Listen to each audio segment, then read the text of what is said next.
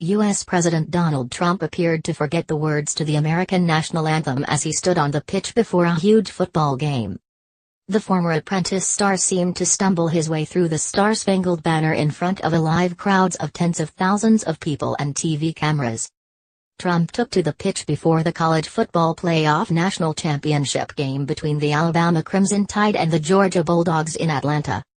But footage shows the U.S. leader seeming to struggle with the words, instantly prompting more speculation on social media about his mental health. Last week Trump claimed he was a stable genius on Twitter and denied he had mental health problems after a bombshell book claimed he was semi-literate. People were quick to comment on Trump seemingly struggling to remember the words to the national anthem. Nick Lipper wrote on Twitter, "American, your president, the #MAGA guy, doesn't know all the words to our national anthem. This is a gross display of hypocrisy. Also, here's your daily reminder that he has a 37% approval rating. Least popular president of all time." Sean King wrote, "The man clearly does not know the words to the national anthem. This is indisputable. All of that hate he has spewed toward black folk about taking a knee and the man doesn't know the words. A disgrace." Annie Solak added, "A twist I did not see coming. Donald Trump does not know the words to the national anthem." And James Melville said, "Not knowing the words to the national anthem is more disrespectful than kneeling during the national anthem." In November Trump branded NFL players weak and out of control after players refused to stand for the national anthem during games. He said, "At least 24 players kneeling this weekend at the NFL stadiums that are now having a very hard time filling up. The American public is fed up with the disrespect the NFL is paying to our country, our flag and our national anthem. Weak and out of control." The protest was started by athlete Colin Kaepernick's lead and was in protest against social injustices, such as racial inequality and police brutality in America.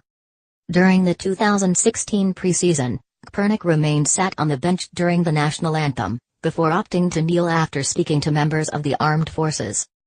Kaepernick said, "I'm going to continue to stand with the people that are being oppressed.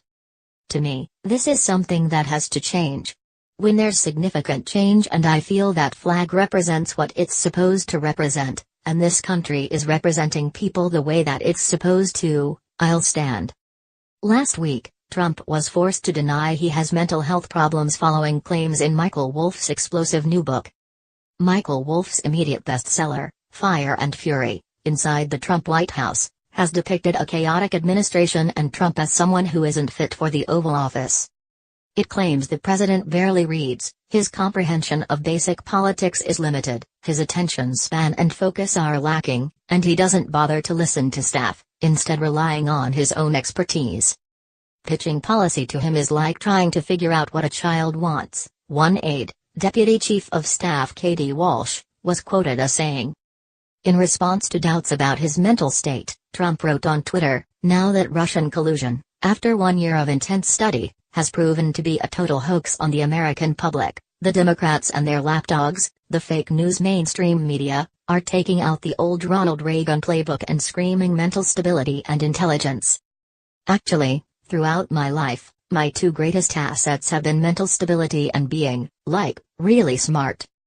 Crooked Hillary Clinton also played these cards very hard and, as everyone knows, went down in flames. "I went from very successful businessman, to top TV star to President of the United States, on my first try. I think that would qualify as not smart, but genius. And a very stable genius at that."